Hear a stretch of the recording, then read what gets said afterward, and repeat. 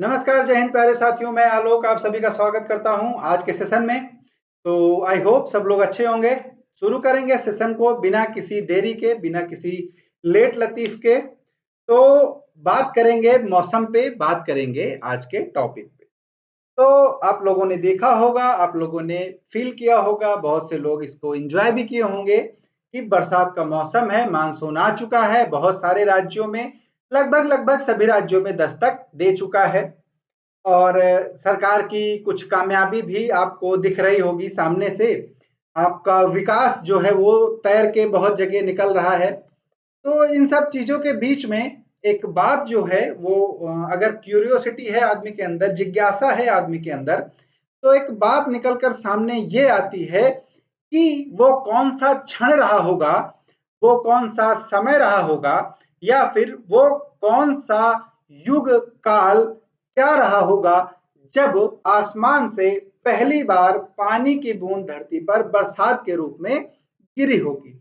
तो चर्चा करेंगे इसी टॉपिक पे कि कब वो समय आया, कैसे वो समय आया कि पहली बार आसमान से जो बारिश है वो धरती पर गिरी। वो पहली बूंद कैसे गिरी, उसके साक्ष्य क्या हैं, प्रमाण क्या हैं, सिद्धांत क्या है, इन सब चीजों के बारे में चर्चा करेंगे। ठीक है।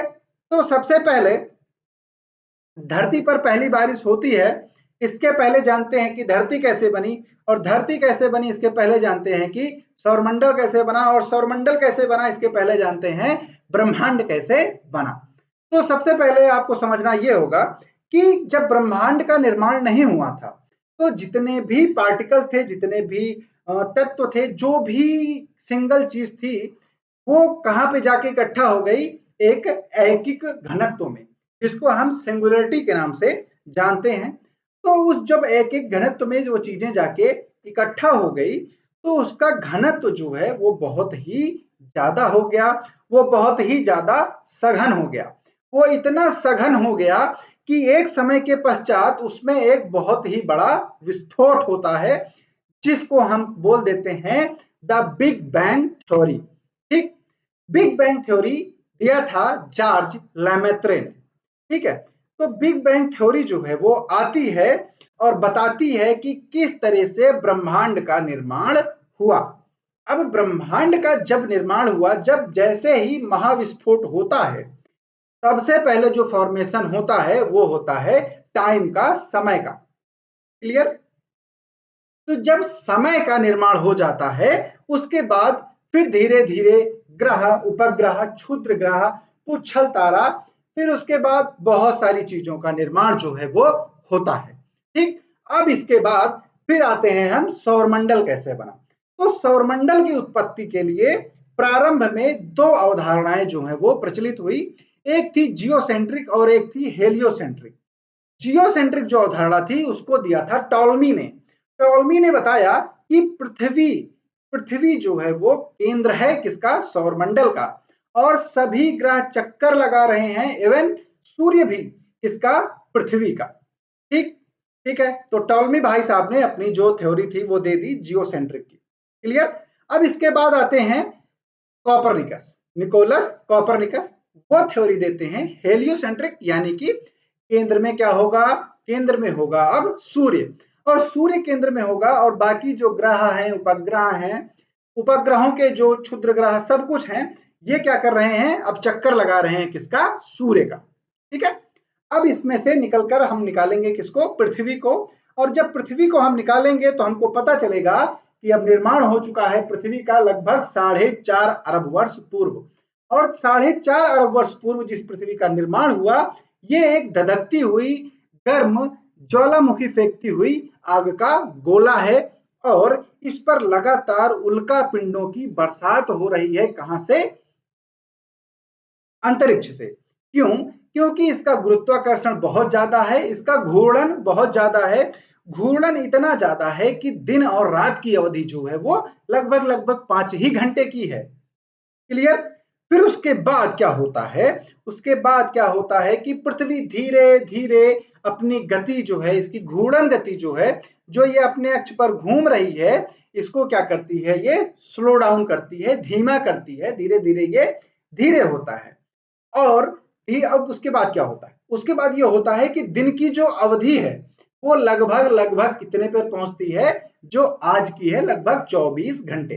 ठीक है, अब जो वैज्ञानिक हैं उनका ये मानना है कि हर 100 साल पे 1.7 मिली सेकंड की अवधि जो है वो दिन की बढ़ जाती है, और इस हिसाब से लगभग 200 मिलियन वर्षों के पश्चात एक दिन जो होगा वो कितना होगा, 24 से बढ़ के 25 घंटे का हो जाएगा।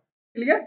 अब बात करेंगे बारिश की, जिसका आप लोग वेट कर रहे हैं। चलिए बरसात कराते हैं। तो सबसे पहले क्या होता है, सबसे पहले होता है ये कि पृथ्वी और सूर्य का जन्म हो जाता है। ठीक है, अब जब पृथ्वी और सूर्य का जन्म हो जाता है तो सबको पता है कि पृथ्वी एक धधकती हुई आग का गोला थी।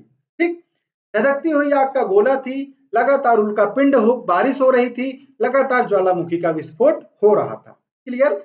लेकिन फिर धीरे धीरे क्या होता है, फिर धीरे धीरे कुछ ठंडक आती है जब पृथ्वी में, तो जब नीचे से जो गैसें थी, ठीक है, ज्वालामुखी ये जो गैसें होती हैं, ऑर्गन हो गया, हाइड्रोजन हो गया, ठीक है, सल्फेट्स हो गए, जब ये सब निकले तो ये सब लगातार निकलते गए और उसके बाद इन्होंने क्या किया, एक बादल का निर्माण किया। ठीक है, क्या हुआ, बादल का निर्माण किया, और इस बादल के निर्माण के बाद जब ये बादल संघनित हो जाता है तो पहली बूंद धरती पर गिरती है। ठीक है, और उसके पहले अब बात करें इसके प्रूफ की, कि क्या प्रूफ है कि 3.5 अरब साल पहले ही बारिश हुई। तो जो साइंटिस्ट हैं वो क्या करते हैं, वो स्लेगर और सोलनबर्गन, ठीक है, ये क्या करते हैं, ये नॉर्थ आल्प्स जो पर्वत है उसके चूना पत्थर चट्टानों का अध्ययन करते हैं, और अध्ययन करके ये बताते हैं कि जो बारिश हुई, ठीक है, बारिश हुई वो 3.5 अरब वर्ष पूर्व हुई, और जो चूना पत्थर का निर्माण हुआ, ये जो इनको जो चट्टाने मिली आल्प्स पर्वत पे, जो इनका जो इनको अगर इन्होंने चेक किया तो अवधि कितनी निकल कर आती है, तो अवधि निकल कर आती है 23.4 करोड़ वर्ष पूर्व की। ठीक, और उसके बाद फिर आगे जब अध्ययन होता है तो चट्टानों के जो जीवाश्म है या फिर उसमें जो ट्रैप्ड वाटर है, उससे हमको पता चलता है कि जब पहली बार बरसात हुई तो वो लगभग लगभग 3.8 अरब वर्ष पूर्व हुई थी। क्लियर सभी लोगों को। ठीक है, तो इसको कैसे पहचाना इन्होंने, तो आप सबको पता है कि पानी जो है वो H2O से मिलकर बना होता है। क्लियर। तब जब इन्होंने वेस्ट ऑस्ट्रेलिया की पुरानी चट्टानों के जिरकोन क्रिस्टल पर स्टडी की तो वहां से ऑक्सीजन को नापा।